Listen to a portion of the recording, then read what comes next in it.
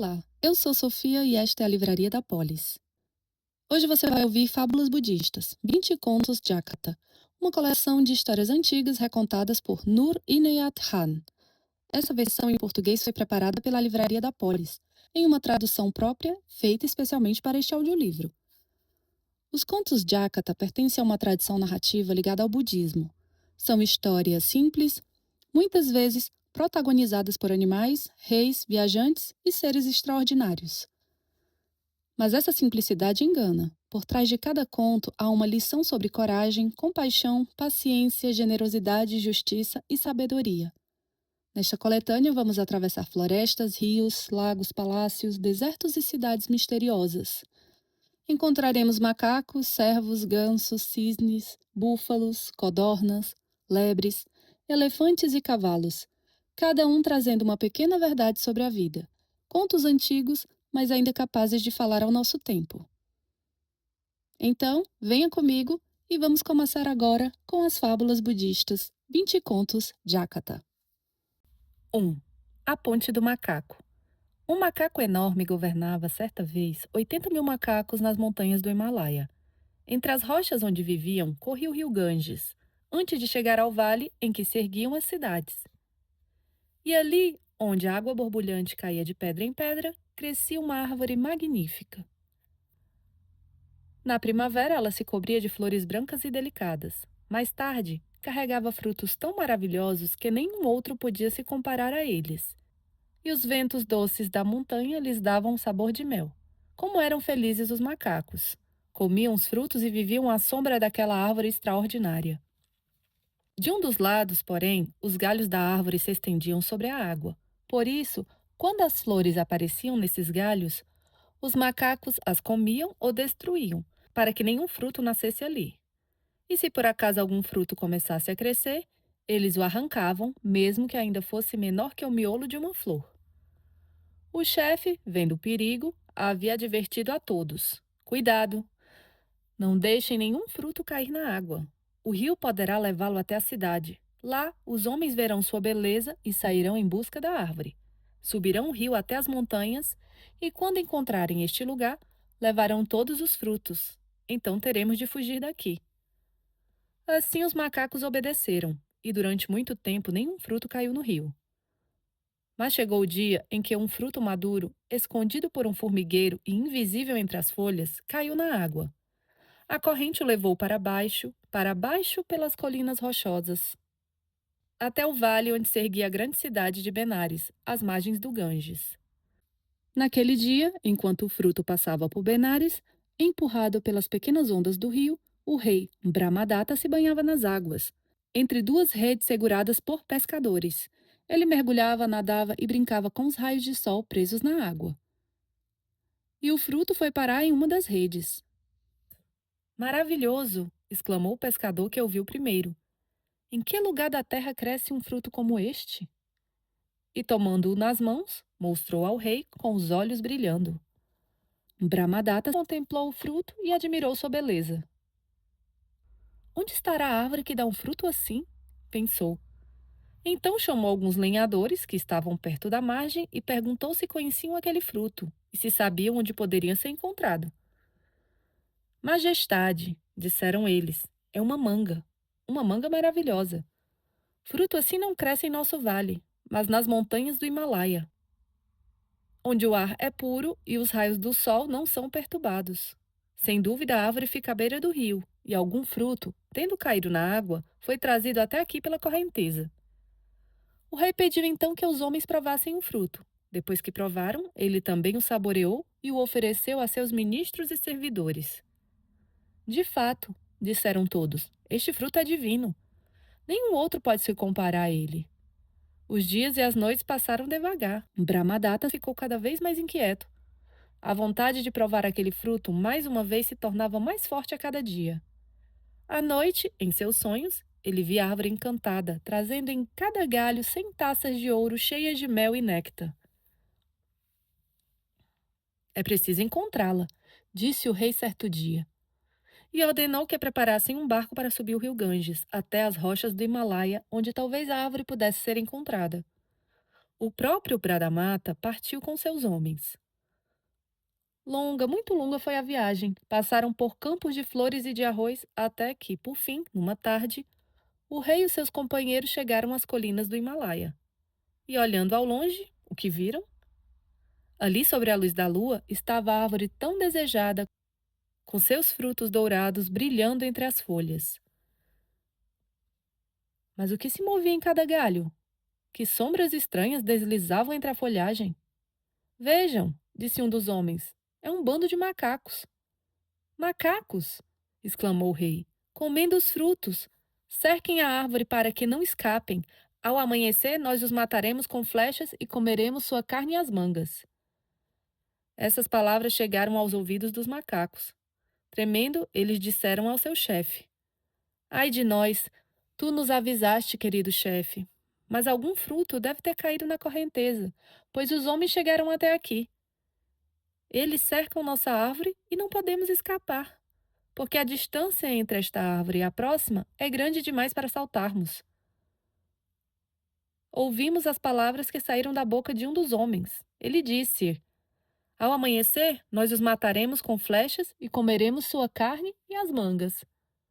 Eu salvarei vocês, meus pequenos, disse o chefe. Não tenham medo. Façam apenas o que eu disser. Depois de consolá-los, o poderoso chefe subiu até o galho mais alto da árvore e, rápido como o vento, passando pelas rochas, saltou pelo espaço numa distância de 100 arcos e pousou em uma árvore perto da margem oposta. Ali, à beira da água, arrancou pela raiz um longo junco e pensou: Prenderei uma ponta deste junco nesta árvore e a outra ao meu pé. Então saltarei de volta para a mangueira. Assim se formará uma ponte, e meus súditos poderão fugir por ela. Saltei uma distância de 100 arcos. O junco é bem mais comprido do que isso e poderei amarrar uma ponta nesta árvore. Seu coração se encheu de alegria e ele saltou de volta para a mangueira. Mas, ai, o junco era curto demais. Ele só conseguiu agarrar a ponta de um galho. Não havia pensado que o junco precisasse ser longo bastante para alcançar também o seu pé. Com enorme esforço, agarrou-se ao galho e chamou seus 80.000 seguidores. Corram sobre minhas costas até o junco, e vocês estarão salvos. Um a um, os macacos correram sobre seu corpo e alcançaram o junco. Mas havia entre eles um chamado Devadatta, que saltou com força sobre suas costas. Ai! Uma dor aguda atravessou o chefe. Suas costas se quebraram. E o cruel Devadatta seguiu seu caminho, deixando seu chefe sofrer sozinho. Brahmadatta havia visto tudo o que acontecera.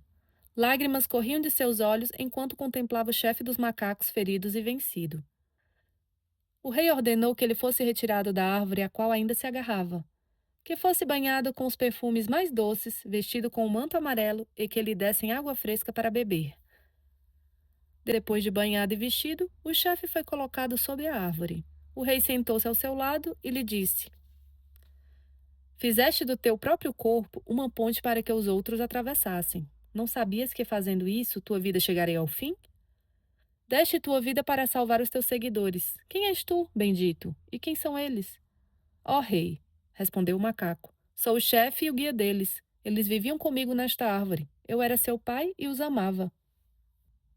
Não sofro por deixar este mundo, pois conquistei a liberdade de meus súditos. E se minha morte puder servir de lição para ti, então sou mais que feliz. Não é a tua espada que faz de ti um rei, é somente o amor. Não te esqueças de que a tua vida é pouco a oferecer. Se a oferecê-la, asseguras a felicidade do teu povo. Não governes pela força, apenas porque eles são teus súditos. Não. Governe-os pelo amor, porque eles são os teus filhos. Só assim serás verdadeiramente rei. Quando eu já não estiver aqui, não te esqueças de minhas palavras, ó Brahmadatta. Então o meu bem-aventurado fechou os olhos e morreu. O rei e seu povo choraram por ele. E o rei mandou construir em sua honra um templo puro e branco para que as suas palavras nunca fossem esquecidas. Desde então, Brahmadatta governou seu povo com amor, e todos foram felizes para sempre. 2. Os cães culpados. Um dia, um rei atravessou a cidade em sua magnífica carruagem puxada por 6 cavalos brancos. Ao cair da noite, quando voltou ao palácio, os cavalos foram levados ao estábulo, mas a carruagem ficou no pátio com os arreios. Quando todos já dormiam no palácio, começou a chover. Esta é a nossa hora de nos divertirmos, disseram os cães do palácio, ao verem os arreios de couro molhados e amolecidos pela chuva. Desceram então nas pontas das patas até o pátio e começaram a morder e roer as belas correias. Depois de brincarem assim durante toda a noite, escaparam antes do amanhecer. As correias da carruagem real foram comidas, foram destruídas, exclamaram os homens do estábulo ao entrarem no pátio na manhã seguinte. Com o coração trêmulo, foram contar tudo ao rei. Senhor misericordioso, disseram eles, os arreios da carruagem real foram destruídos durante a noite. Certamente foi obra dos cães, que andaram roendo as belas correias. O rei levantou-se furioso. Matem todos eles, ordenou. Matem todos os cães que encontrarem na cidade. A ordem do rei logo chegou aos 700 cães da cidade, e todos choraram amargamente. Mas havia um cão que era o chefe deles, pois os amava e os protegia. Então, em longa procissão, todos partiram à sua procura. Por que vocês estão reunidos hoje? Perguntou o chefe ao vê-los chegar. E o que os deixa tão tristes? O perigo caiu sobre nós, responderam os cães. O couro da carruagem real, que passou a noite no pátio do palácio, foi destruído, e nós fomos culpados pelo estrago. O rei está furioso e ordenou que todos nós sejamos mortos. É impossível que qualquer cão da cidade entre pelos portões do palácio, pensou o chefe. Quem então poderia ter destruído os arreios, se não os cães do próprio palácio? Assim, os culpados são poupados e os inocentes serão mortos. Não. Eu mostrarei os verdadeiros culpados ao rei, e os cães da cidade serão salvos. Assim pensou o bravo chefe. Depois de consolar seus 700 companheiros, seguiu sozinho pela cidade. A cada passo, havia homens prontos para matá-los.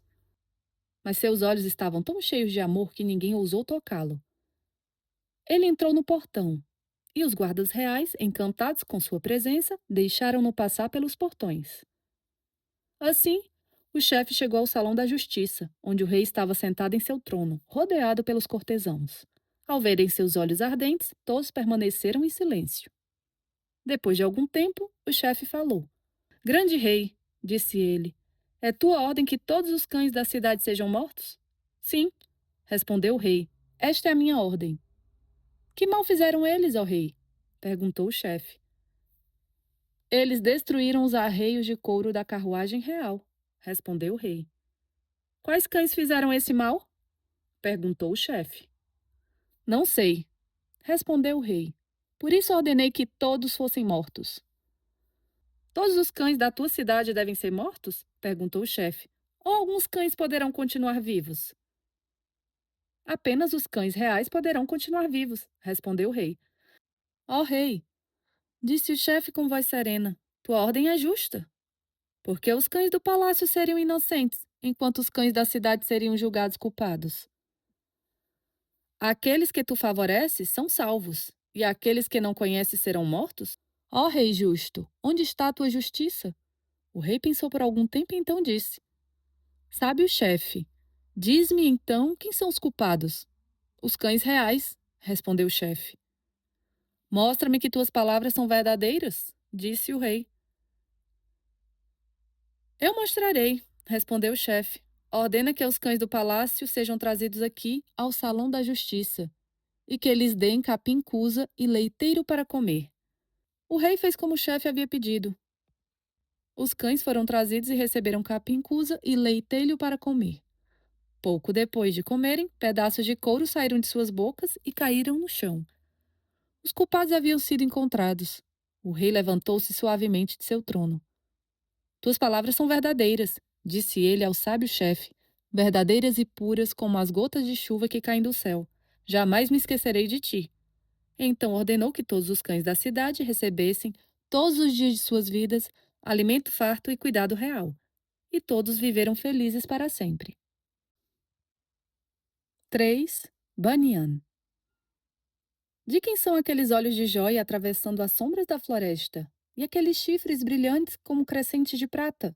Vejam, meus filhos, como aqueles cascos de pérola passam velozes entre os arbustos. Vocês nunca ouviram falar do cervo dourado, meus pequenos? Chamavam-no Banian, o rei dos cervos. Mas Banian não era o único soberano na floresta de Benares. Ele reinava sobre 500 servos. E outro rei, chamado Ramo, governava outros 500. O rei de Benares tinha o costume de caçar servos todos os dias. Antes de chegar à floresta, era preciso atravessar inúmeros campos. E o arroz, o milho e as plantas tenras que os camponeses cultivavam eram pisoteados pelos cavalos do rei e de seus nobres. Piedade! Gritavam os camponeses. Mas as trombetas soavam e suas pobres vozes se perdiam pelos campos. Como podemos mudar isso? Pensaram os camponeses. Vamos expulsar todos os servos para os jardins do próprio rei. Assim ele não passará mais pelos nossos campos para caçar. Então os camponeses semearam capim e cavaram lagoas nos bosques do palácio. Depois, chamaram os homens da cidade e, com paus e lanças, foram à floresta para espantar os servos. Primeiro, os homens cercaram a floresta para que os servos não escapassem por nenhum lado. Depois, batendo suas lanças e armas umas contra as outras, empurraram os animais para os bosques do palácio e fecharam os portões atrás deles. Então foram até o rei e disseram: Majestade, já não podíamos mais trabalhar. Ai de nós! Quando vós e vossos nobres saieis para caçar, os cavalos pisoteiam nossos campos. Por isso conduzimos os servos para os bosques do palácio. Semeamos capim, cavamos lagoas para que tenham o que comer e beber. Assim não precisais mais atravessar nossos campos. Naquele dia em diante, o rei não foi mais além dos seus próprios bosques para caçar. Todos os dias observava o belo rebanho e viu que entre os servos havia 2 dourados. Os servos dourados não devem ser mortos, disse ele a seus homens. Assim, Banian e Ramo nunca foram tocados pelas flechas afiadas. Mas, entre os outros, um servo era morto todos os dias para o banquete do rei, depois de ser ferido muitas e muitas vezes. Alguns eram atingidos 1000 vezes antes de finalmente caírem sob a flecha dos caçadores. Por isso, um dia, Ramo foi até Banian e disse: Amigo da floresta, escute minhas palavras. Nossos súditos não estão apenas sendo mortos, estão sendo feridos sem necessidade. Ai de nós! Um deve morrer a cada dia, pois essa é a vontade do rei. Mas por que tantos precisam ser feridos antes que apenas um seja capturado? Não seria mais sábio se, a cada dia, um de nossos súditos fosse ao palácio para morrer? Banian concordou, e assim foi ordenado. A cada dia um servo ia, por sua vez, ao palácio e colocava sua fronte pura e branca sobre a pedra diante da porta. Num dia, ia um servo do rebanho de Banian. No dia seguinte, um do rebanho de Ramo. Ora, certo dia, uma jovem corça do rebanho de Ramo, mãe de um pequeno filhote, soube que sua vez havia chegado. Ao ouvir a notícia, correu até Ramo e disse: Senhor, hoje chegou a minha vez de ir ao palácio, mas meu pequeno ainda é fraco, ainda precisa dos cuidados da mãe. Não poderei eu ir mais tarde, quando ele estiver maior? Vai, disse Ramo. Outro não pode tomar o teu lugar. Vai ao palácio como foi ordenado. Com o pequeno coração tremendo de tristeza, a coça correu até Banian e disse: Ó rei Banian, chegou a minha vez de ir ao palácio, mas tenho um filhote que ainda precisa de mim. Não posso ir um pouco mais tarde, quando ele estiver maior? Volta para o teu pequeno, disse Banian. Eu farei com que outro tome o teu lugar. E rápido como o relâmpago que rasga as nuvens, ele correu por entre as árvores e os arbustos, inclinou sua fronte sobre a pedra diante da porta do palácio. Ó servo dourado, aqui nesta pedra para ser morto? Ó, o que isto significa? Exclamou o homem que, todos os dias, matava um servo para o banquete do rei. A faca caiu de sua mão. Encantado e assustado, ele correu até o rei para contar o que havia visto. E assim como tu, meu pequeno, correrias para o irmão que amas, o rei correu até Banian. Ó belo ser! Exclamou. O que te trouxe a esta pedra de dor? Não sabias que ordenei que jamais fosses morto? Servo dourado, diz-me, o que te trouxe aqui? Senhor, respondeu Banian. Hoje era a vez de uma corça branca, mãe de um pequeno servo. Vinha em seu lugar, pois seu filhote ainda é jovem demais para ficar sozinho. Lágrimas correram pelo rosto do rei e caíram sobre a cabeça dourada de Banian, que ele segurava entre as mãos. Inclinando-se sobre ele, o rei disse: Tua vida, ó ser divino, e a vida da corça serão poupadas. Levanta-te e volta para correr pelos bosques. Senhor, respondeu Banian, nossas vidas serão poupadas. Mas e nossos parentes que correm pelos bosques? As vidas deles também serão poupadas, respondeu o rei. Assim, os servos dos bosques do palácio estão salvos.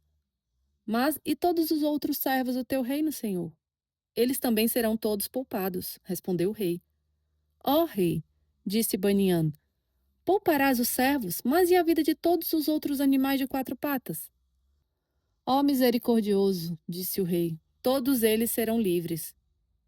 Senhor, todos eles serão livres, mas e as árvores que voam pelo espaço? Elas também serão poupadas, disse o rei. Senhor, disse Banian, pouparás a vida dos animais de quatro patas e das aves? Mas e os peixes que vivem na água? Eles também serão poupados, disse o rei. O amor havia entrado no coração do rei, e ele governou seu povo com amor. E todos os seres vivos de seu reino foram felizes para sempre. 4. A tartaruga e os gansos. Venha conosco, amiga tartaruga, disseram um dia dois gansos selvagens a uma bondosa tartaruga velha que vivia em um lago nos Himalaias. Temos uma bela morada em uma caverna dourada, no monte Sitakuta. Eu não tenho asas, respondeu a tartaruga. Como poderia chegar até a casa de vocês?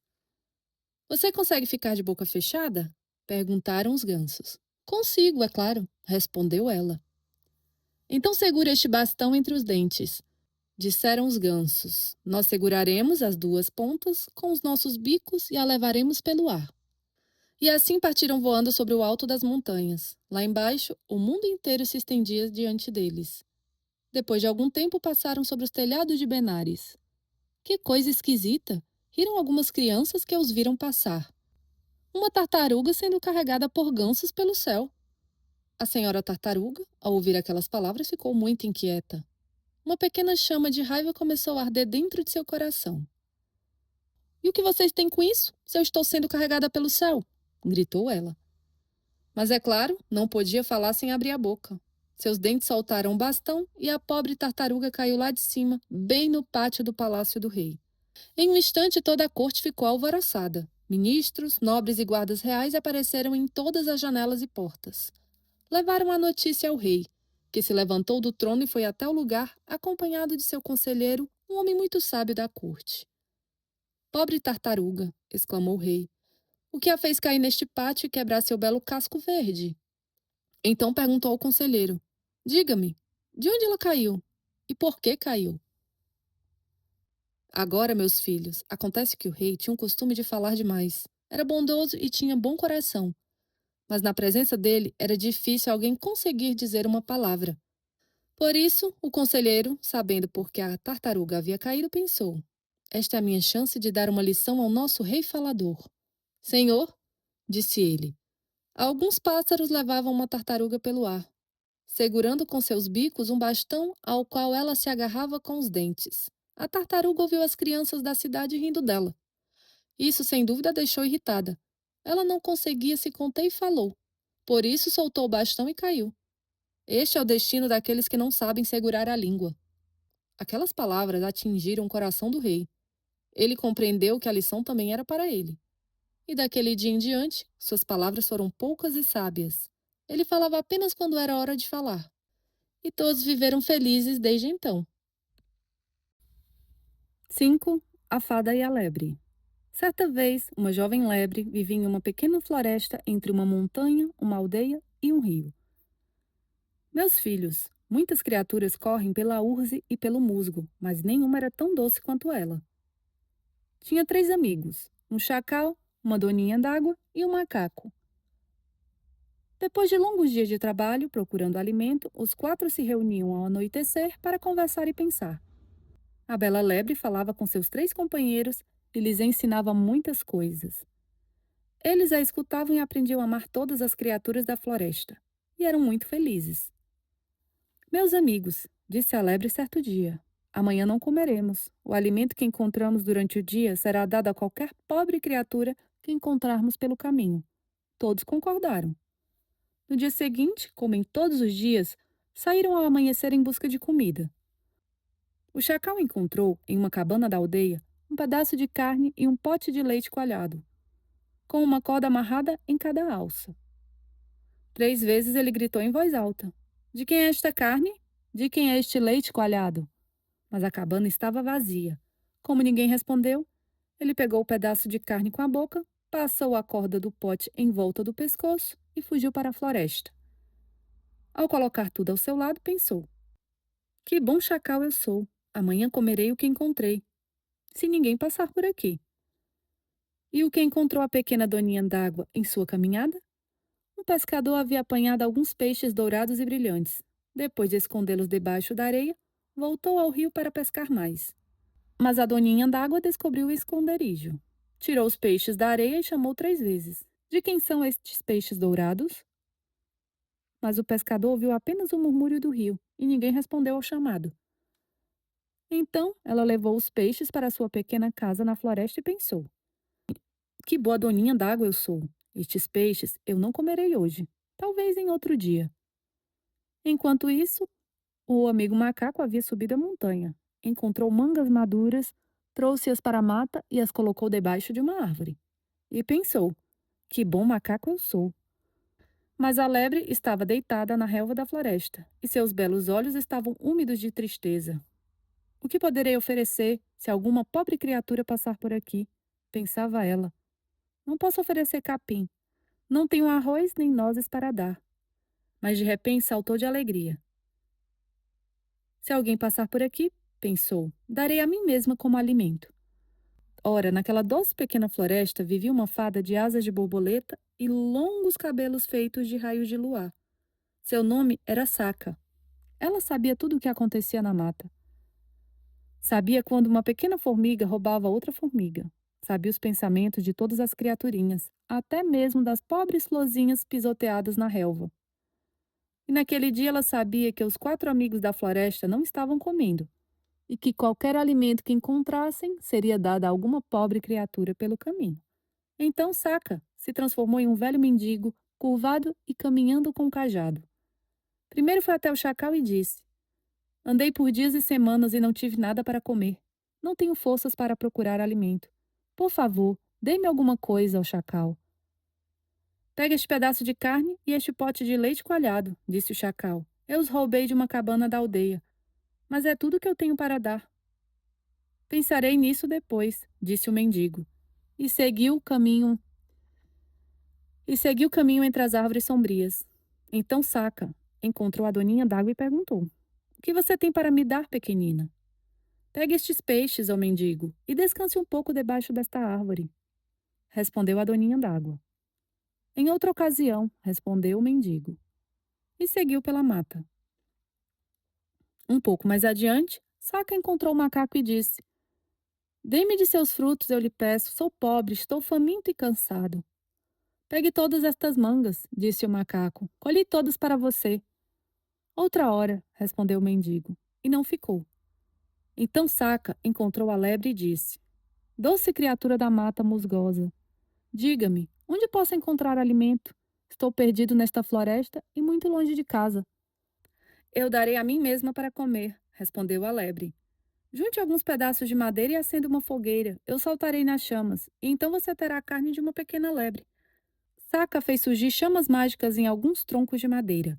Cheia de alegria, a lebre saltou para dentro do fogo brilhante.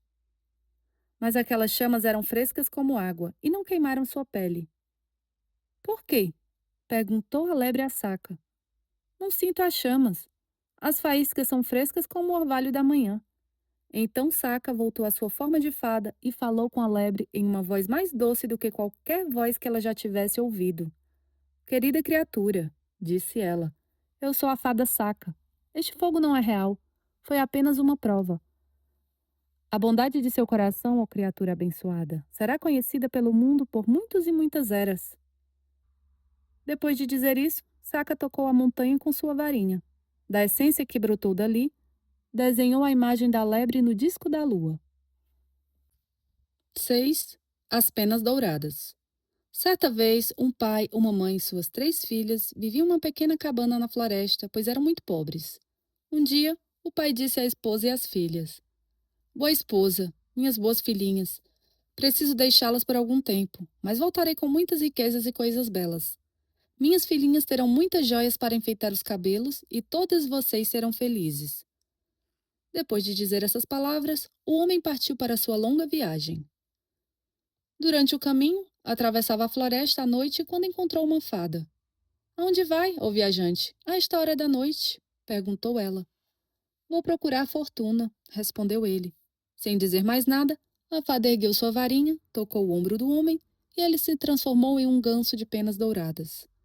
Pobre pai, agora transformado em ganso, voou até o galho de uma árvore e pensou: O que posso fazer agora por minha família? Sou apenas um ganso. Não posso procurar riquezas, e minha esposa e minhas filhas são muito pobres. Assim pensava ele, pousado no galho da árvore, muito, muito triste. Mas de repente olhou para baixo e viu seu reflexo em uma poça d'água.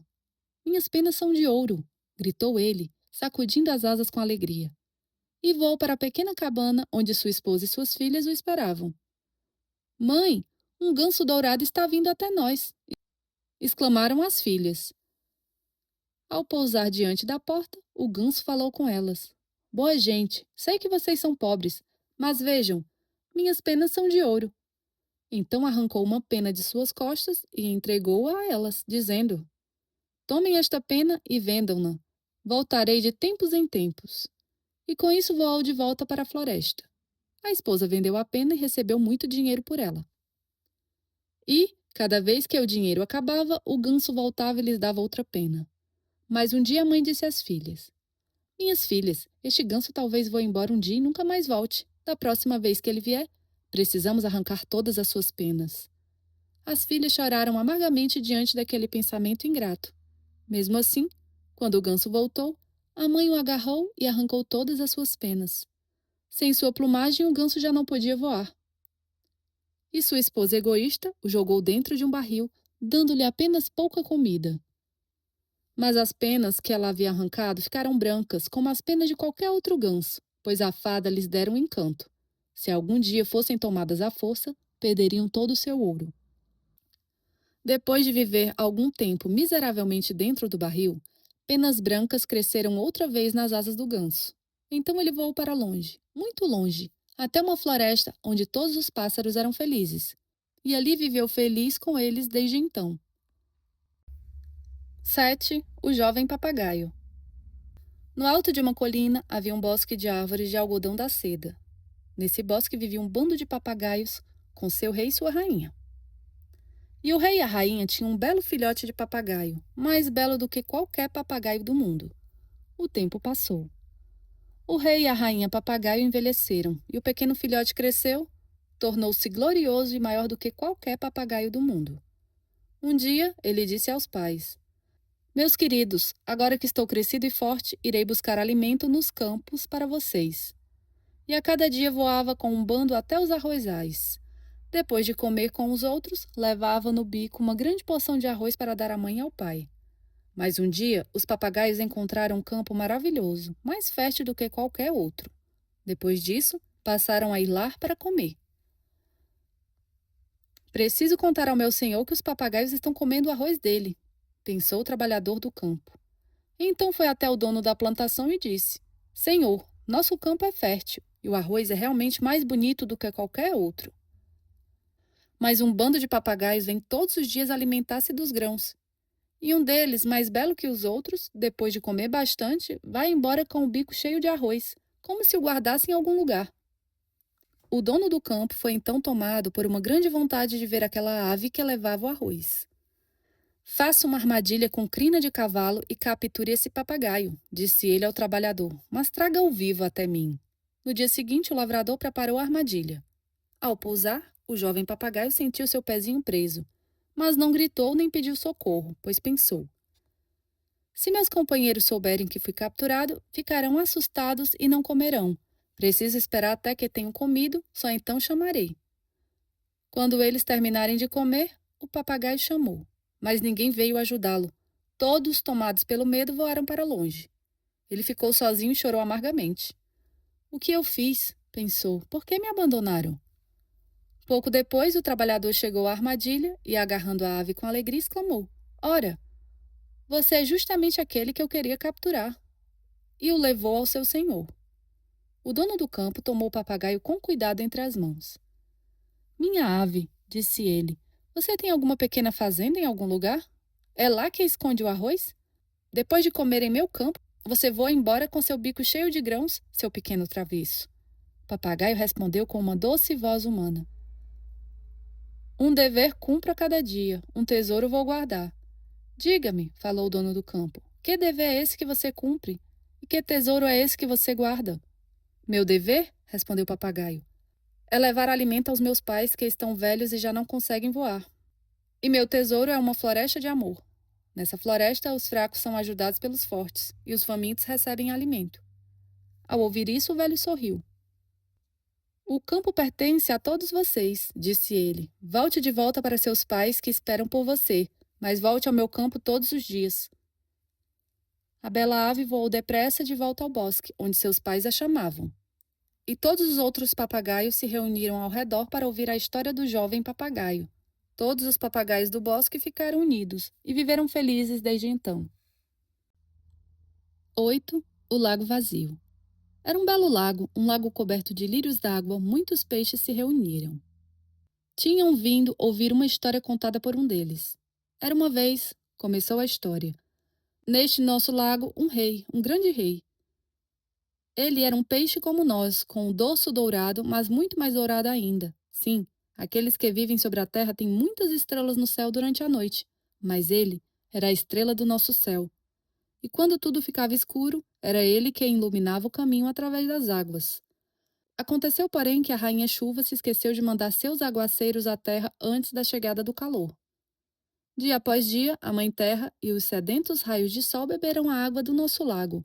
E o Rei Vento, soprando fogo de leste a oeste, levou embora quase tudo, deixando apenas as últimas gotas. Ai de nós! O nosso lago virou uma poça, e a cada dia vinham corvos devorar os nossos companheiros. Mas o nosso rei, o nosso querido rei, falou em um murmúrio suave, e suas palavras subiram muito além da terra. A rainha Chuva, ouvindo seu chamado, olhou lá de cima. As fadas que carregavam os vasos de água e aqueles que conduzem as nuvens pelo céu despertaram de seu sono. E o rei Trovão, escutando a prece, ergueu-se e chamou seu exército. Eu ordeno a todos vocês fogo. Imediatamente o mundo inteiro estremeceu. Os condutores de nuvens marcharam pelo céu. Os canhões do rei Trovão dispararam clarões de relâmpagos de leste a oeste. O grande céu se abriu mostrando a luz que havia dentro dele e a água se derramou. As gotas de chuva caíram pesadas, mas seu som era doce aos nossos ouvidos, pois nos contava o que as fadas diziam no céu. E enquanto ouvíamos, nossas pequenas cabeças, antes caídas, se ergueram outra vez. Mas o nosso rei temeu que os vasos de água fossem levados embora antes que o lago estivesse cheio. Então falou mais alto: Rei do trovão, rainha da chuva, mostrem de novo a sua força. Derramem mais e mais água, até que o nosso lago volte a ser como antes. Com essas palavras, a água desceu do céu como uma torrente de montanha. O trovão rimbombou e o mundo inteiro estremeceu.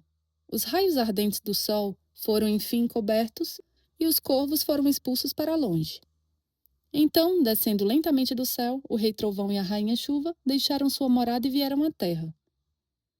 Foi o seu amor, doce criatura, disseram ao nosso rei, que fez o mundo estremecer e fez rios de água se derramarem. Não tenha medo, querido, este lago nunca mais ficará vazio, pois a sua voz jamais será esquecida. E o lago se encheu. E os lírios d'água cresceram outra vez. E todos nós vivemos felizes desde então. 9. O Reino dos Cisnes. Há muitos lagos no mundo, lagos azuis, lagos verdes, alguns com lótus brancos, outros com cisnes brancos deslizando sobre a água. Mas nenhum era tão belo quanto o lago Manasa, pois suas águas brilhavam com todas as cores do céu. Flores milagrosas, com grandes cálices vermelhos cheios de mel, cresciam às suas margens, e a cada dia deixavam cair um pouco de sua beleza dentro do lago. Nesse reino viviam 60.000 cisnes, governados pelo rei Dhritarashtra e por Sumuka, o comandante de seu exército.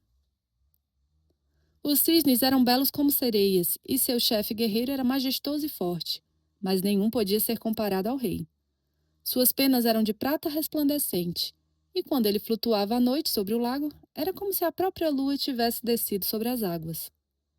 Em todos os palácios, os cortesãos falavam a seus senhores sobre aquele reino de cisnes. Muitos monarcas elogiavam aquela nação maravilhosa e se admiravam de seus governantes, Dhritarashtra e Sumuka.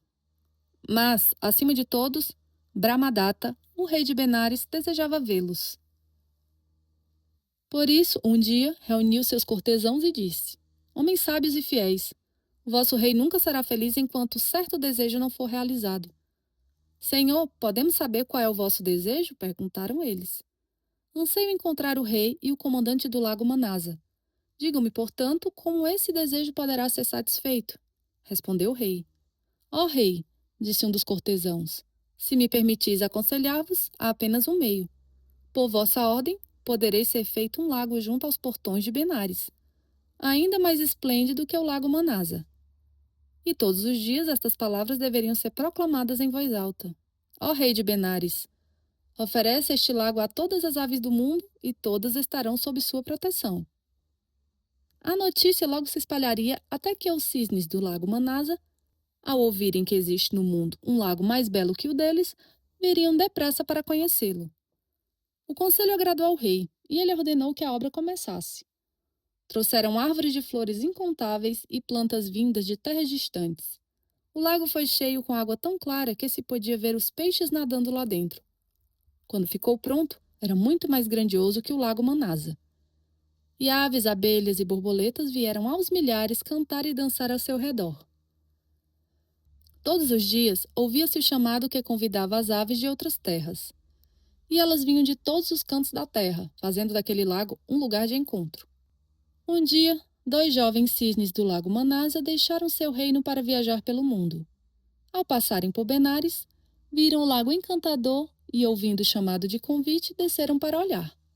Uma visão de beleza se abriu diante dos seus olhos. Árvores e flores como aquelas eles nunca tinham sequer sonhado ver. Até guirlandas de flores flutuavam suavemente sobre o peito do lago. Ah, se este fosse o nosso reino, exclamaram. Nadaram de uma ponta a outra do lago. Depois abriram as asas e voaram de volta para casa. Dia após dia falaram do lago maravilhoso junto aos portões de Benares. E os 60.000 cisnes começaram a ficar inquietos. Leve-nos até lá, ó rei, pediam todos os dias a Dhritarashtra, até que, por fim, ele decidiu partir. Mas Sumuka, o prudente, não se alegrou.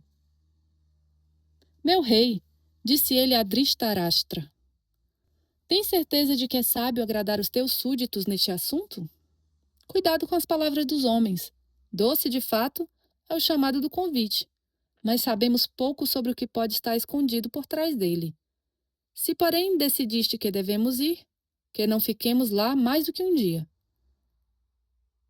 Dhritarashtra concordou, e ao cair da noite, a multidão de cisnes abriu as asas e voou para Benares. Chegaram ao lago ao amanhecer, e em um instante, Manasa foi esquecido. Os cisnes nadavam entre as flores como se estivessem dentro de um sonho. Flutuavam majestosos sobre as águas tranquilas, brilhando como 60.000 estrelas descidas do céu. Então levaram a notícia a Brahmadatta, que gritou de alegria. Capturem Dhritarashtra e Sumuka e tragam-nos ao meu palácio. Os servos do rei não demoraram a preparar uma armadilha entre as flores. Pouco depois, o pé prateado de Dhritarashtra ficou preso nela. Profundamente assustados, os 60.000 cisnes se ergueram com altos gritos de dor e aflição. Voaram desordenadamente pelo ar, desesperados, como se seu chefe tivesse sido morto em batalha. Só Sumuka permaneceu ao lado de seu senhor. Volta para Manasa, disse Dhritarashtra a Sumuka. Meus súditos não poderão ser felizes sozinhos. Vai por causa deles, ó Sumuca. Eles precisam de seu chefe para protegê-los no lago. Mas Sumuca não quis escutar. Permaneceu ao lado de seu rei. Quando o servo de Brahmadatta viu que o cisne estava preso e que o outro esperava a seu lado, olhou para os dois com espanto. Teu companheiro foi capturado, disse ele a Sumuca. Mas tu, ó belo cisne, está livre.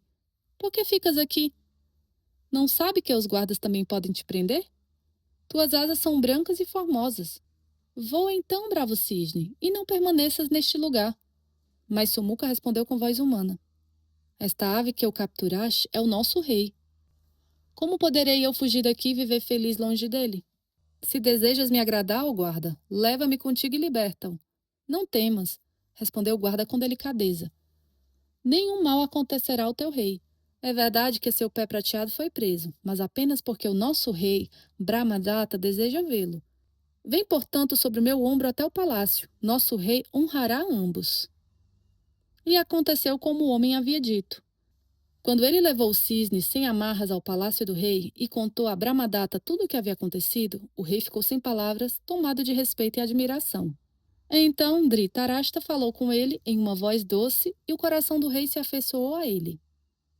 Conversaram felizes e, depois de receberem todas as honras reais, os dois cisnes deixaram a corte e voltaram para Manasa.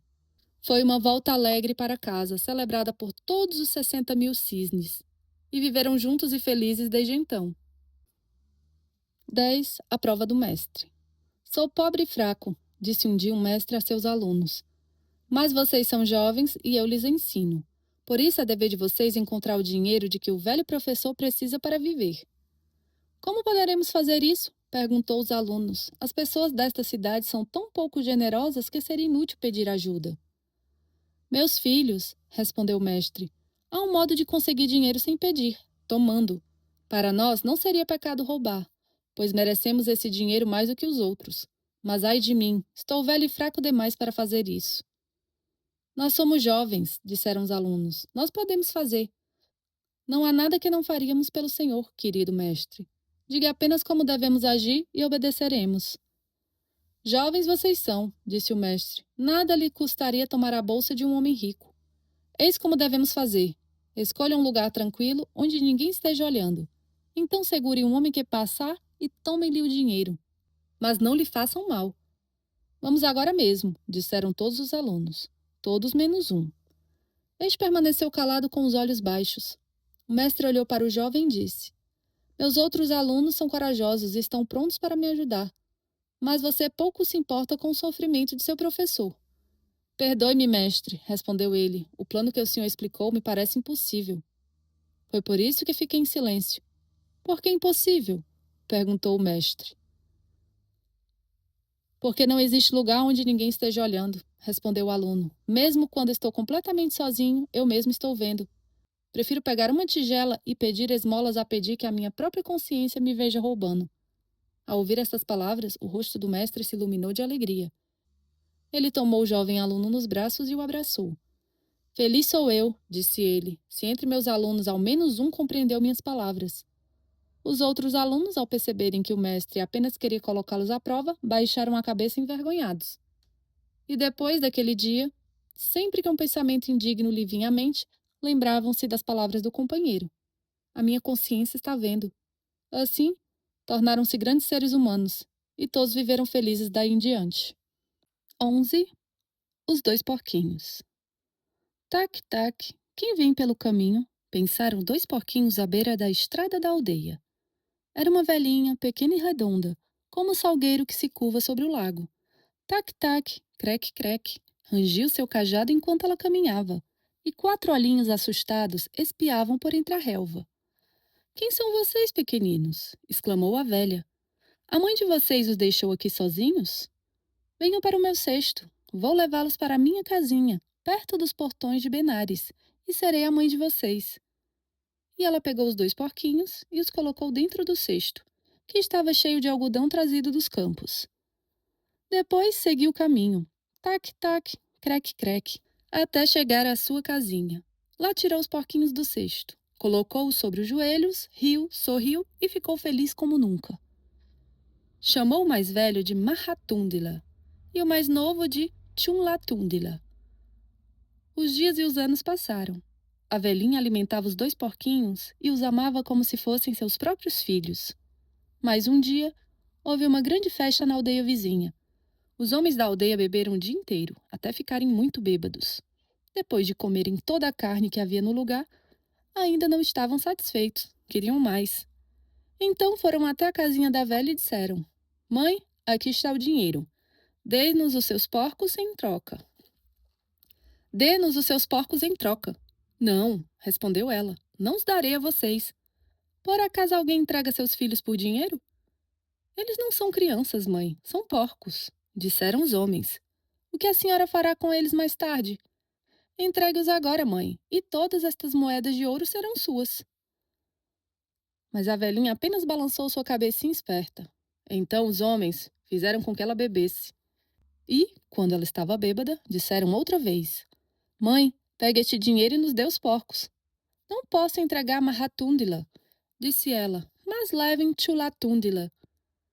Então colocou arroz na pequena tigela, junto à porta, e chamou: Chulatundila, Chulatundila.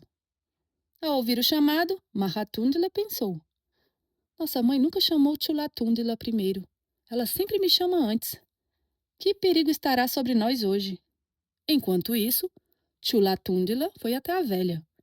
Mas ao ver a tigela junto à porta e tantos homens ao redor, com cordas na mão, voltou correndo para junto de Mahatundila, com o coração tremendo de medo. Irmão, disse Mahatundila, por que você está tremendo assim? Mamãe colocou nossa tigela junto à porta. E há homens ali com cordas nas mãos. Tenho medo, irmão. Acho que algum perigo caiu sobre nós. Os olhos mansos de Mahatundila pousaram ternamente sobre o irmão. E em voz baixa e doce ele disse: Sua cabeça está caída, irmão. Não sofra. Saiba que fomos criados e alimentados para este dia. Ai de nós! É a nossa carne que os homens desejam. Vá, Tundila. Atenda ao chamado de nossa mãe. Então, comovido pelas lágrimas nos olhos do irmão, Mahatundila disse estas palavras: Banhe-se no lago das águas claras. Coma em um dia de festa luminosa e encontrará um perfume que nunca desaparece. Enquanto ele falava, o mundo inteiro mudou. As pequenas flores da relva abriram o coração para escutar. As flores se curvaram, o vento ficou em silêncio, os pássaros suspenderam o voo. Os homens e a velha já não estavam bêbados. As cordas caíram de suas mãos. A voz doce de Mahatundila penetrou na cidade de Benares e foi ouvida por milhares de cidadãos, ricos e pobres. Todos se comoveram até as lágrimas, e como se tivessem um só pensamento, correram na direção de onde vinha aquela voz. Chegaram à pequena casa e, derrubando a cerca, juntaram-se ao redor dos porquinhos. Mas Chulatundila estava confuso. Por que meu irmão diz estas palavras? Pensou. Nós nunca nos banhamos em um lago, nem encontramos perfume algum. Irmão, diga-me, perguntou ele, o que é esse lago de águas claras? E que perfume é esse que nunca desaparece? Mahatundila respondeu, e a grande multidão ficou em silêncio enquanto ele falava. O lago de águas claras é o amor, e o amor é a fragrância que nunca desaparece. Não fique triste, irmão. Não fique triste por deixar este mundo. Muitos ficam e são infelizes. Muitos partem e é a alegria deles.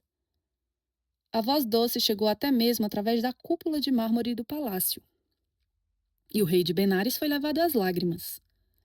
Enquanto a multidão, os milhares de cidadãos ergueram as mãos e soltaram altos gritos de alegria. Depois, levaram Mahatundila e Chulatundila ao palácio. O rei ordenou que os irmãos fossem banhados com os perfumes mais doces e vestidos com roupas de seda. Também lhes deram joias para usar ao pescoço. Daquele dia em diante, enquanto o rei viveu, os dois moraram com ele no palácio. E todas as disputas eram levadas a Mahatundila, o abençoado, para que ele as resolvesse. Por fim, quando muitos anos já haviam passado, o rei morreu. Então, Mahatundila e seu irmão deixaram a cidade e foram viver na floresta. O povo de Benares sofreu muito com a partida deles e chorou ao vê-los partir. Mas o reino da justiça não terminou naquela terra. As pessoas continuaram vivendo juntas em amizade e todos foram felizes desde então. 12. O búfalo paciente. Um búfalo enorme de chifres poderosos dormia deitado debaixo de uma árvore. Dois olhinhos travessos espiaram por entre os galhos, e o macaquinho disse: Conheço um bom búfalo velho dormindo debaixo da árvore, mas eu não tenho medo dele, nem ele tem medo de mim.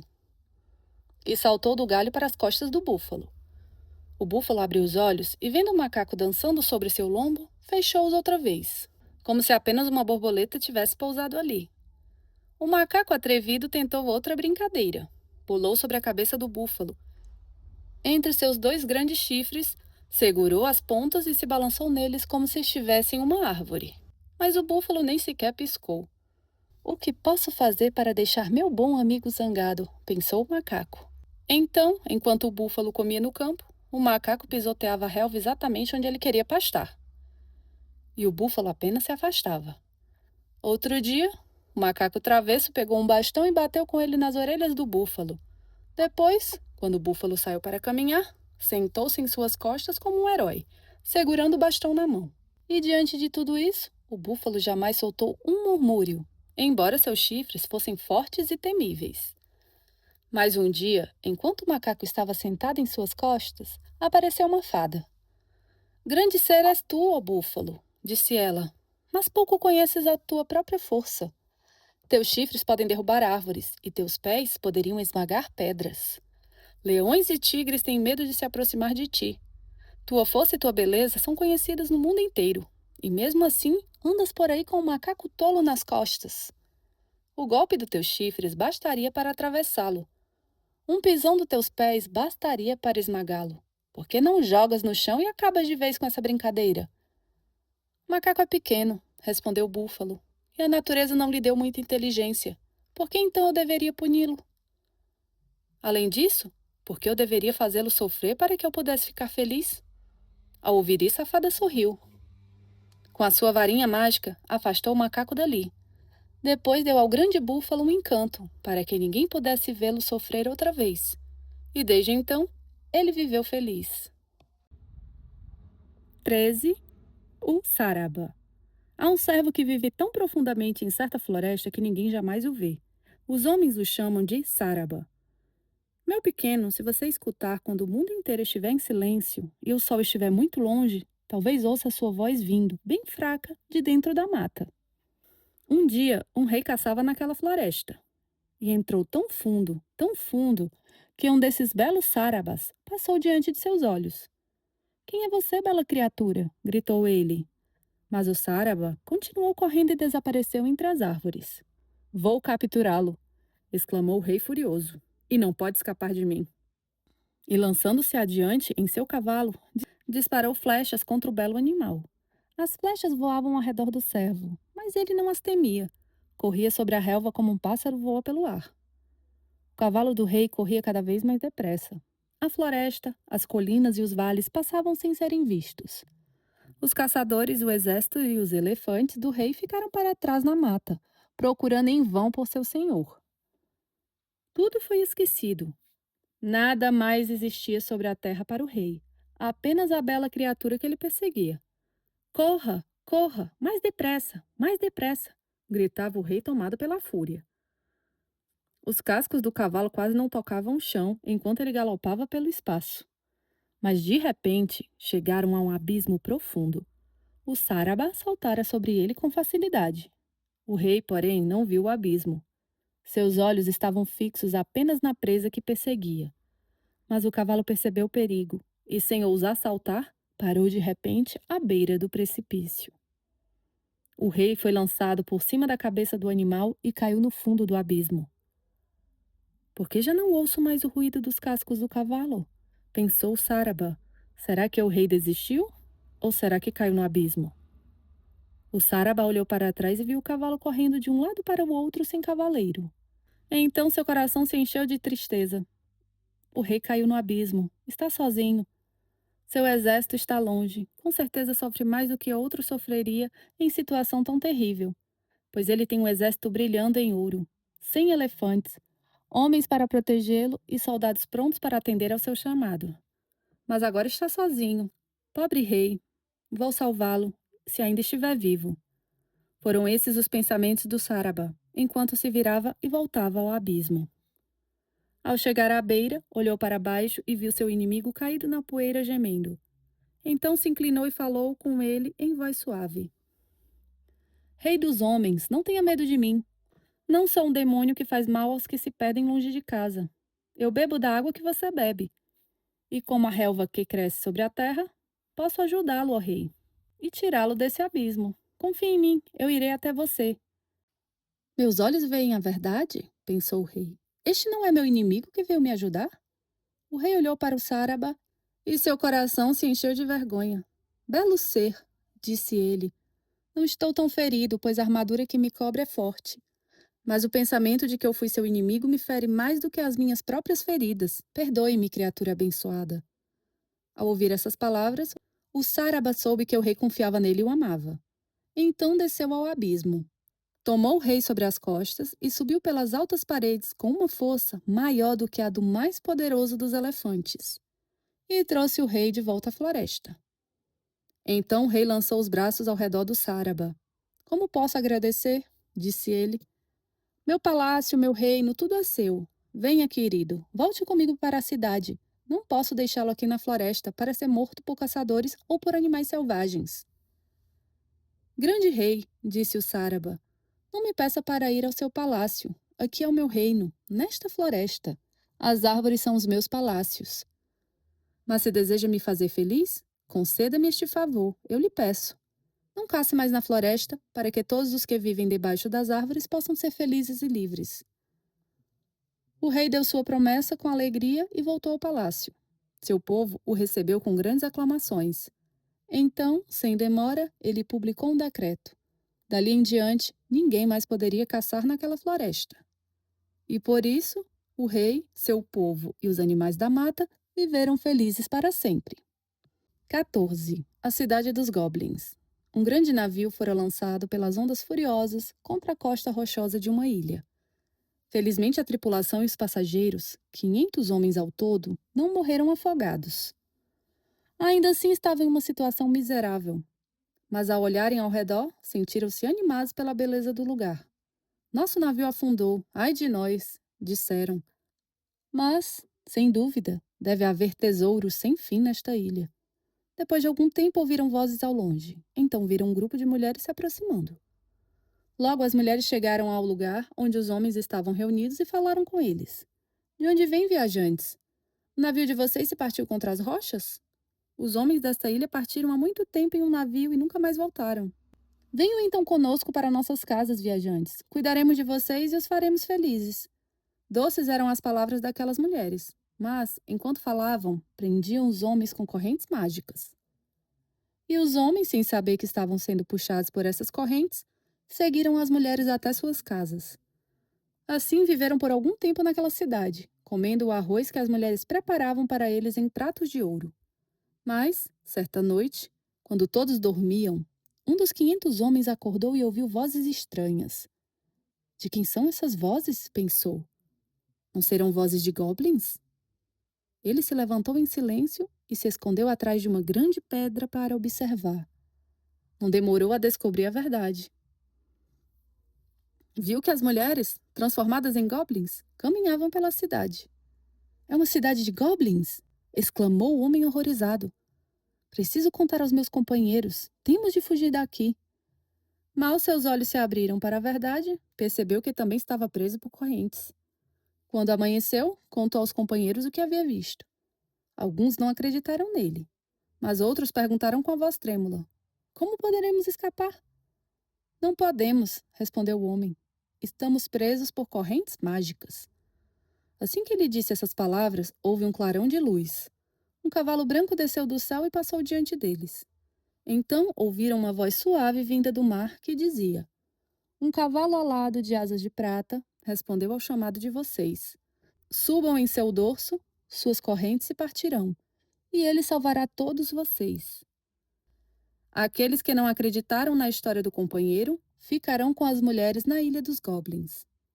Mas os outros subiram no dorso do cavalo prateado e voaram de volta para casa. E todos eles viveram felizes desde então. 15. O Grande Elefante. Muito, muito longe no deserto de areia, havia um pequeno oásis com palmeiras e flores. E nesse oásis, como um eremita solitário, vivia um elefante, um belo elefante. Ele comia os frutos das árvores e bebia de um pequeno riacho que corria entre as pedras. Era feliz, dançando por entre as bananeiras, observando o dia e a noite passarem sobre o deserto. Mas certo dia, enquanto dançava, algumas vozes estranhas chegaram de longe aos seus ouvidos. De quem serão essas vozes? Pensou ele. Não serão vozes de homens infelizes? Quem são eles e por que atravessam o deserto? Com certeza estão perdidos, ou talvez sofram alguma dor terrível. Assim pensava o belo elefante enquanto caminhava na direção daquelas vozes. Andou por algum tempo sobre a areia ardente até encontrar uma grande multidão de homens, todos amontoados às portas da morte. Diante daquela visão dolorosa, seus olhos, pela primeira vez em sua vida feliz, encheram-se de lágrimas. Ó viajantes, disse ele com voz terna, de onde vêm e para onde vão? Perderam o caminho no deserto? Diga-me, ó homens, para que eu possa ajudá-los de algum modo. Tão felizes ficaram os homens ao ouvir aquelas palavras amigas que caíram de joelhos diante dele. Belo ser, disseram, fomos expulsos de nosso país por nosso rei e vagamos pelo deserto há muitos dias. Não encontramos uma só gota de água para beber, nem alimento que nos desse forças. Ajude-nos, querido. Choraram eles. Ajude-nos. Quantos são vocês? Perguntou o elefante. Éramos 1000, responderam. Mas muitos morreram pelo caminho. O elefante olhou para eles. Um chorava por água. Outro pedia alimento. Vocês estão fracos, ó homens, disse ele. E a próxima cidade fica longe demais para que possam alcançá-la sem comida e sem bebida. Caminhem, portanto, em direção à colina que está diante de vocês. Ao pé dela encontrarão o corpo de um grande elefante, que lhes dará alimento, e perto dali corre um riacho de água doce. Depois de dizer isso, ele correu pela areia ardente e desapareceu tão depressa quanto havia surgido. Para onde foi o elefante? E por que correu com tanta pressa? Ele foi direto para a mesma colina que havia indicado aos homens, mas tomou outro caminho para que eles não vissem passar. Subiu até o alto da colina, e então, do ponto mais elevado, lançou-se em um salto poderoso. Seu belo corpo caiu no chão lá embaixo. Quando os homens chegaram ao lugar, viram aquela forma gigantesca estendida na areia, e um grande temor tomou conta deles. Mas é este o nosso querido elefante? Exclamou um deles. Este rosto é o mesmo rosto. Estes olhos, embora fechados, são os mesmos olhos, disse outro. Então todos se sentaram na areia e choraram amargamente. Depois de algum tempo, um deles falou: Companheiros, não podemos comer este elefante, que deu a vida por nós. Não, amigos, disse outro. Se não comermos este elefante, o seu sacrifício terá sido inútil, e morreremos antes da chegada a outra cidade. Assim, não seremos salvos, nem o desejo do nosso elefante será cumprido. Os homens nada mais disseram. Inclinaram a cabeça sobre a areia ardente e comeram a carne com lágrima nos olhos. E ela lhes deu força, muita força. Assim puderam atravessar o deserto e chegar a uma cidade, onde seus sofrimentos chegaram ao fim. Eles nunca esqueceram o grande elefante. E viveram felizes desde então. 16. As codornas briguentas. Escutem esses gritos dolorosos que todos os dias atravessam a floresta silenciosa. Ai delas! São os gritos de 6.000 codornas. Pobres passarinhos. Todos os dias um homem vinha da aldeia e lançava uma rede sobre elas quando pousavam no chão. Depois de atirar a rede, puxava tudo junto, capturando centenas de codornas que levava para vender na aldeia. Um dia, o rei das codornas disse: Não chorem mais, minhas pequenas. Se ouvirem as palavras do seu rei, nunca mais serão capturadas. Quando a rede for lançada sobre vocês, enfie a cabeça pelos buracos e todas juntas levantem voo, carregando a rede pelo ar. Depois, pousem no alto de uma colina cheia de espinhos. Os espinhos vão segurar a rede acima do chão, e vocês poderão escapar por baixo dela antes que o homem da aldeia chegue até lá. Façam o que eu digo, e todas serão salvas. Mas, se um dia surgirem brigas entre vocês e começarem a lutar uma contra as outras, ai de vocês. Nesse dia serão capturadas e nunca mais verão a floresta. As codornas fizeram como o rei havia aconselhado. Quando a rede era lançada sobre elas, levantavam o voo todas juntas. Levavam a rede até uma colina e escapavam. E o homem da aldeia voltava todos os dias para casa sem ganhar uma moeda sequer. Sua mulher ficava muito, muito zangada. Não se preocupe, disse ele a ela certa noite. Essas codornas danadas ainda vão brigar entre si um dia, e então será fácil capturá-las. E aconteceu que, em certo dia, uma codorna pisou na cabeça de outra. Vou lhe dar o que você merece, gritou a codorna ferida, cheia de raiva, saltando sobre a outra e batendo em sua asa. Saia daqui, gritava ela. O rei das codornas, ao ver a briga, disse às outras: Não devemos ficar aqui. Essas duas aves infelizes certamente terão um fim triste. E voou para longe com aquelas que ouviram seu aviso. Enquanto isso, as duas codornas briguentas continuavam lutando. Então, uma estranha nuvem escura surgiu sobre suas cabeças. Era a rede. Muitas outras codornas foram capturadas com elas e levadas para a aldeia onde seriam mortas. Mas o sábio rei das codornas e todas aquelas que deram ouvidos ao seu conselho nunca foram capturadas. E, na pequena floresta silenciosa, viveram todos felizes desde então. O fogo na floresta. Comportem-se bem, meus pequenos, disse a mamãe codorna aos seus 7 filhotes que piavam dentro do ninho. Eu e o papai vamos trazer minhocas, insetos e sementes de capim para vocês. Mas, cada vez que a mamãe e o papai codorna voltavam ao ninho, 6 dos filhotes pegavam as minhocas e os insetos. O sétimo comia apenas as sementes de capim. E assim, enquanto as asas de seus irmãos cresciam fortes e firmes, as asinhas do pequeno não cresciam quase nada.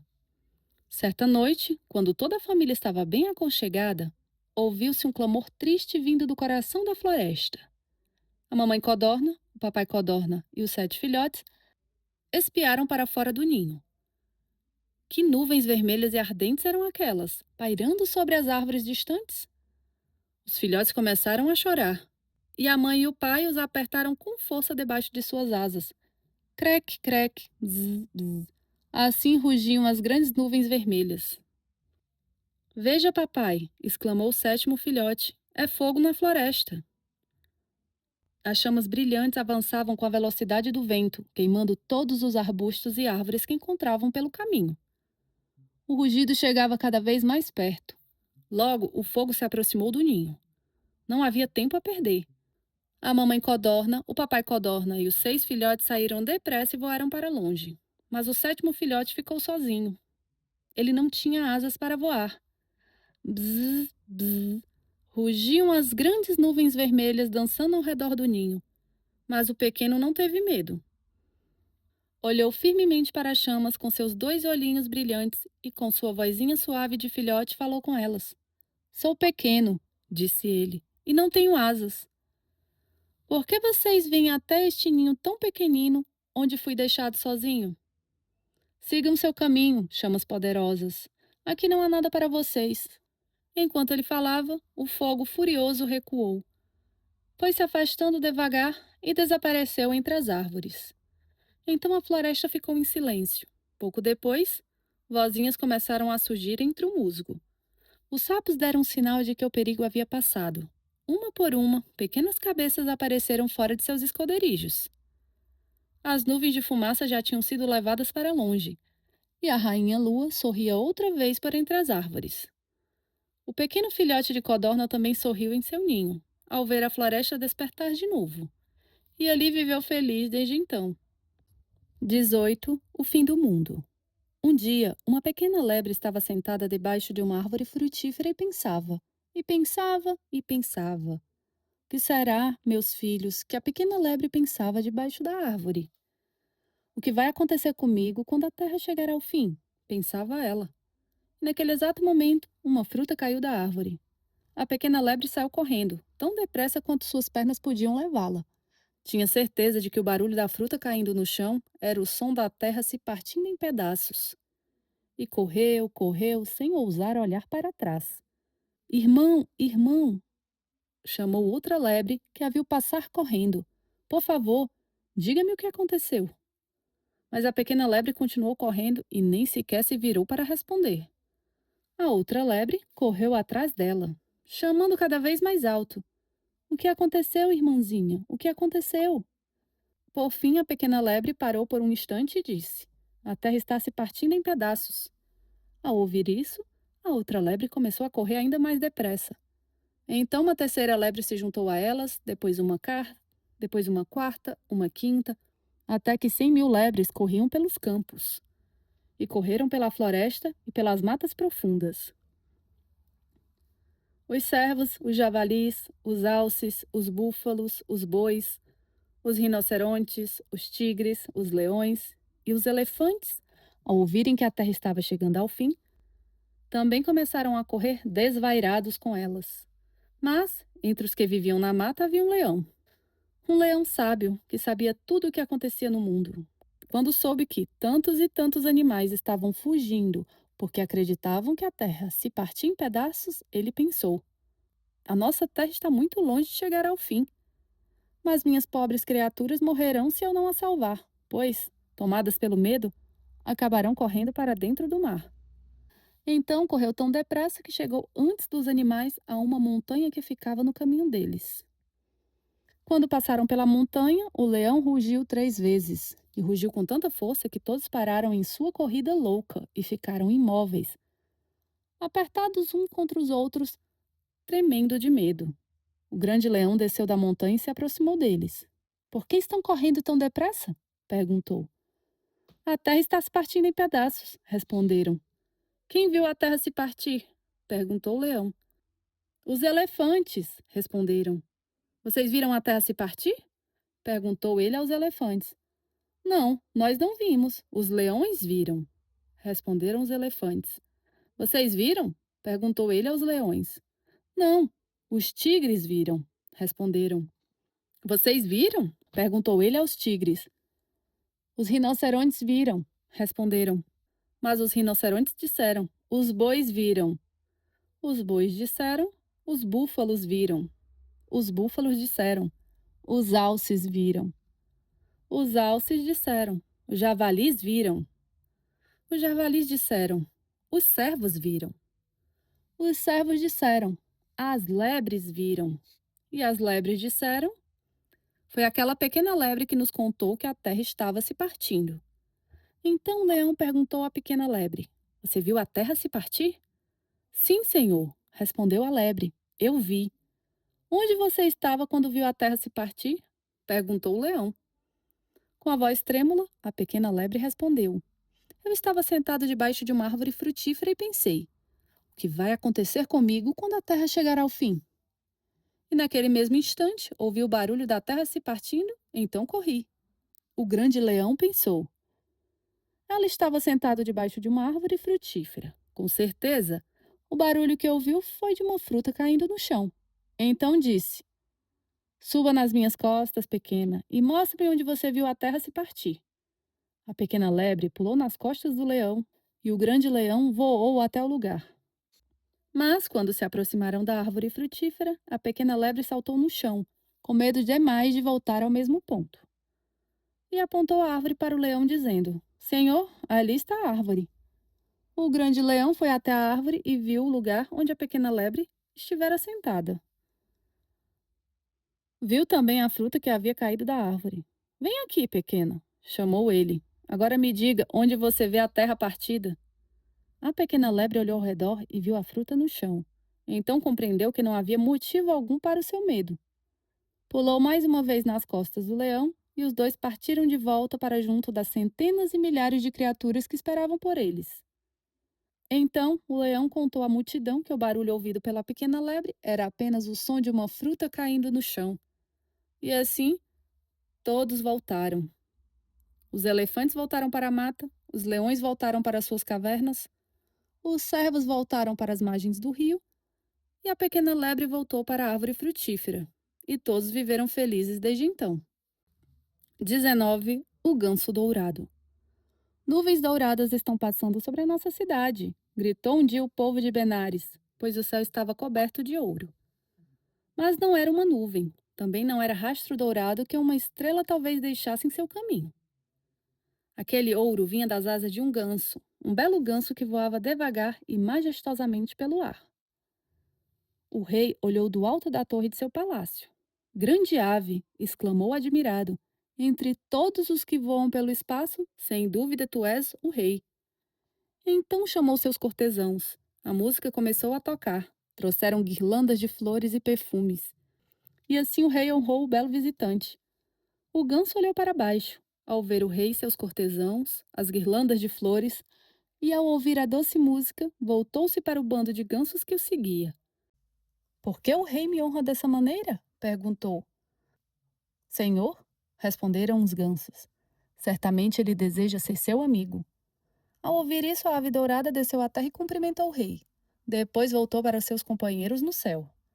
No dia seguinte, o rei caminhava pelos jardins, perto do lago Anokkata, quando a grande ave voltou até ele. Trazia água sobre uma asa e pó de sândalo sobre a outra. Sua visita não foi mais longa que a primeira.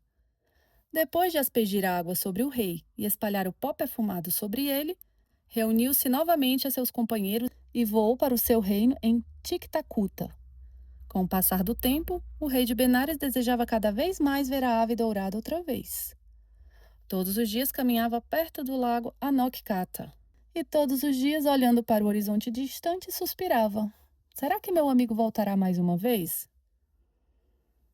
Mas o ganso dourado estava longe, nas montanhas de Titacuta, com seu bando de 90.000 gansos. Todos amavam o seu rei e eram muito, muito felizes. Um dia, porém, os dois mais jovens do bando foram até o rei e, depois de se inclinarem profundamente, disseram: Viemos nos despedir, ó rei. Vamos disputar uma corrida com o sol. Meus pequenos, respondeu o rei, suas asinhas são fracas demais para voar com o sol. Vocês morreriam pelo caminho. Portanto, sejam sensatos e não vão. Mas os jovens gansos insistiram. Pediram uma segunda vez. E depois uma terceira. E como ouviram sempre a mesma resposta do rei, decidiram partir sem sua permissão. Assim, antes do nascer do sol, escaparam em segredo para o monte Iugandhara e esperaram que o sol aparecesse. Mas o rei sabia que os pequenos gansos tolos haviam partido e estavam esperando em Ugandhara. Voou depressa até a montanha. Quando o grande sol vermelho surgiu no céu e os dois pequenos gansos abriram as asas, ele os seguiu. Depois de algumas horas de voo, o menor dos dois já batia as asas com fraqueza. Elas não conseguiam levá-lo mais adiante. Mas o rei voava a seu lado. Quando viu que o jovem estava prestes a cair, aproximou-se dele, acalmou-o e levou-o sobre as próprias asas até Sitakuta. Então a ave dourada voltou ao encontro do outro pequeno ganso, voando mais depressa que o sol. Alcançou-o e seguiu ao seu lado. Senhor, chorou o jovem ganso, não consigo mais voar. A grande ave o tomou com cuidado sobre suas asas e também o levou para Sitakuta. O que aconteceria se eu ultrapassasse o sol, que agora está no ponto mais alto do céu? Pensou a grande ave. Então, atravessando as nuvens, atravessando o espaço, ultrapassou o sol 1000 vezes. Mas depois de algum tempo pensou: o que é o sol para mim? Porque eu deveria correr com ele. Uma missão muito maior me espera. Irei ao encontro de meu amigo, o rei de Benares, e falarei com sabedoria. Assim ele e seu povo serão felizes. Depois disso, voou sobre o mundo inteiro, de uma ponta a outra, até que finalmente chegou a Benares. Mais uma vez a cidade se iluminou com uma névoa dourada. E descendo lentamente, a ave dourada passou diante de uma janela do palácio. Meu amigo voltou! Gritou o rei cheio de alegria. Aclamações ecoaram pelo palácio. O próprio rei trouxe um trono de ouro para a ave e disse: Entra e senta-te comigo. Depois de refrescar suas asas com perfume e dar-lhe água doce para beber, o rei sentou-se ao seu lado para que conversassem. De onde vens, ó bela ave? Desde que voaste sobre Benares, desejei ver-te outra vez, disse o rei. Venho de Sitakuta, das montanhas silenciosas, respondeu o grande ganso. Então contou ao rei a história de sua corrida com o sol. Os olhos do rei brilhavam enquanto ele escutava. Seria possível que eu te visse correr com o sol? Perguntou humildemente a ave. Não, respondeu o ganso. Isso jamais poderá ser visto, mas talvez eu possa mostrar-te de outro modo, ó rei, a velocidade do meu voo. De que modo, bela ave? Perguntou o rei. Chama 4 arqueiros, disse a ave, e ordena que disparem suas flechas contra uma parede, todas ao mesmo tempo. Antes que toquem a parede, eu as apanharei com meu bico. O rei fez como a ave pediu. E quando os 4 arqueiros dispararam suas flechas, a grande ave as apanhou. Nenhuma delas tocou a parede. Maravilhoso! Exclamou o rei. Haverá alguma velocidade comparável à tua, ó ser milagroso? Sim, respondeu a ave. Há uma velocidade maior que a minha, 100 vezes mais rápida, 1000 vezes mais rápida. 100.000 vezes mais rápida é a velocidade do tempo. Prazeres, riquezas, palácios. O tempo leva tudo embora mais depressa que o meu voo mais veloz. Ao ouvir estas palavras, o rei estremeceu de medo. Mas a ave o consolou e falou com doçura. Ó rei, não temas. Se amas teu povo e procuras fazê-lo feliz, que importa que o tempo siga adiante? Lágrimas encheram os olhos do rei. Grande ser, disse ele, não me deixes governar sozinho. Fica sempre ao meu lado no palácio e fala comigo, para que eu seja feliz e faça meu povo feliz. Não, disse a ave dourada, eu não ficarei. Um dia, depois de beber vinho, poderia dizer: matem essa ave, para que possamos banquetear-nos com ela. Nunca provarei vinho enquanto estiveres aqui, exclamou o rei. Os gritos dos leões e das aves são claros e verdadeiros, disse o ganso. Mas as palavras dos homens nem sempre são tão verdadeiras quanto esses gritos. Não, voltarei para o meu reino. E se me amas, seremos amigos, mesmo estando longe. Nunca mais te verei? Exclamou o rei. Talvez um dia eu volte, disse o ganso, e então nos veremos outra vez. Com essas palavras, abriu as asas e subiu pelo ar. O céu tornou-se dourado novamente, e o reino foi feliz desde então.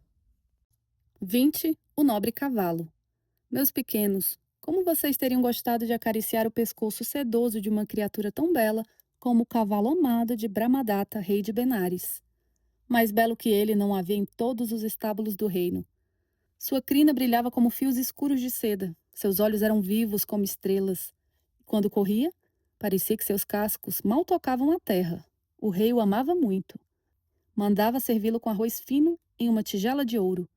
Seu estábulo era perfumado com flores, e uma lâmpada de óleo aromático ardia ali durante a noite. Mas em volta de Benares havia muitos reis invejosos. Eles olhavam para a cidade rica e pacífica de Brahmadata e desejavam tomá-la para si. Certo dia, 7 reis se uniram e cercaram Benares com seus exércitos. Então enviaram uma mensagem ao rei: entregue-nos o seu reino ou venha lutar. Brahmadata reuniu seus ministros e perguntou: o que devo fazer? Os ministros responderam: Senhor, não deveis sair pessoalmente para a batalha. Enviai primeiro o vosso melhor guerreiro. Se ele vencer, o reino estará salvo. Se cair, então decidiremos o que fazer. O rei chamou seu guerreiro mais valente e perguntou: poderias enfrentar os 7 reis? O guerreiro respondeu: Senhor, se me derdes o vosso nobre cavalo, eu enfrentarei não apenas 7 reis, mas todos os reis da Índia. Então leva o meu cavalo, disse Brahmadata, e salva Benares. O guerreiro desceu ao estábulo real. O belo cavalo foi trazido. Vestiram-no com sua armadura de guerra.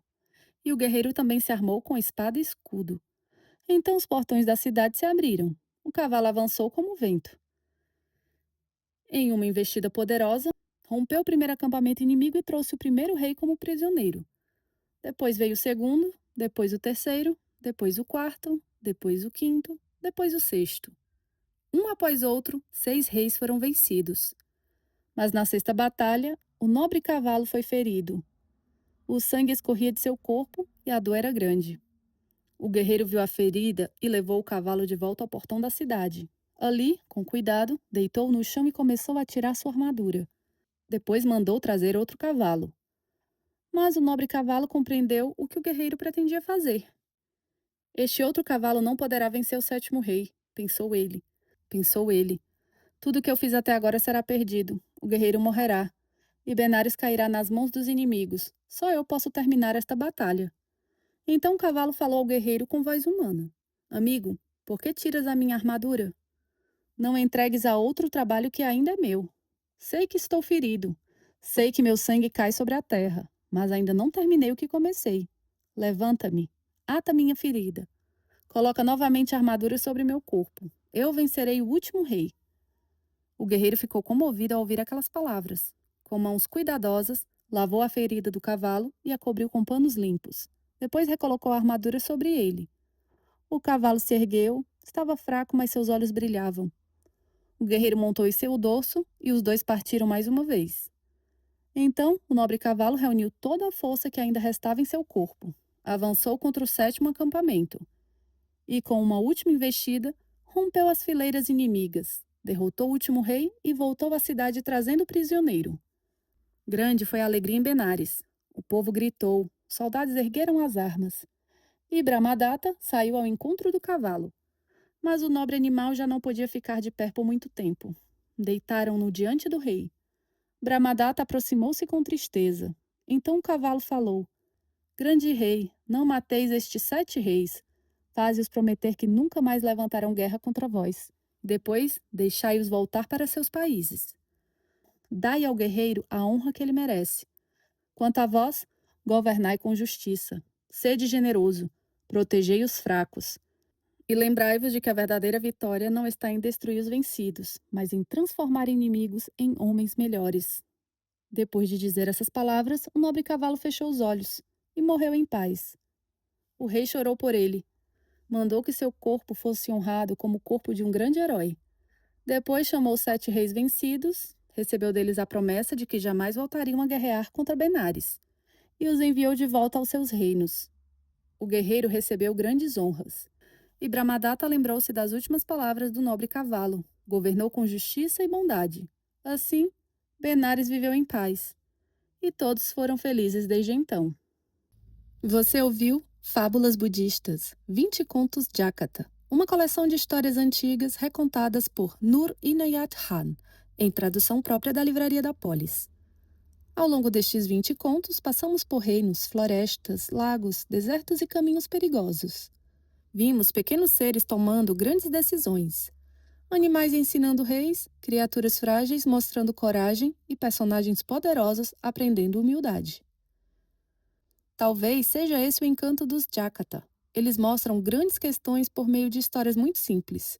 Uma lebre assustada, um búfalo paciente, um ganso dourado, um elefante generoso ou um cavalo ferido bastam para nos lembrar que a sabedoria pode aparecer nas formas mais inesperadas.